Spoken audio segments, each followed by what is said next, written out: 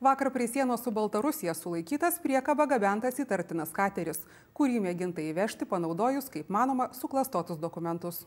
Antradienį valstybės sienos apsaugos tarnybos Druskininkų užkardos pareigūnai Raigardo pasienio kontrolės punkte patikrino iš Lietuvos vykusio 51 metų Rusijos piliečio dokumentus. Mikroautobusą Volkswagen Transporter su priekaba vairavęs vyras pasieniečiams pateikė įtarimo nekeliantį Rusijos piliečio pasą. Tvarkingi buvo ir transporto priemonių dokumentai, mikroautobuso bei priekabos registracijos liudijimai. Ant priekabos vyras iš Lietuvos į Baltarusiją gabeno 2007 metais pagamintą katerį Galeon 260.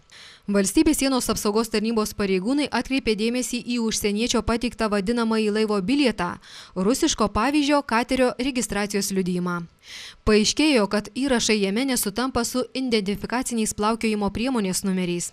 Kilus įtarimui, kad laivo bilietas gali būti suklastotas, priekabai ir kateriui neleista vykti per valstybės sieną. Šios transporto priemonės laikinai saugomos Druskininkų užkardoje, o mikroautobusą vairavęs rusas po apklausos paleistas.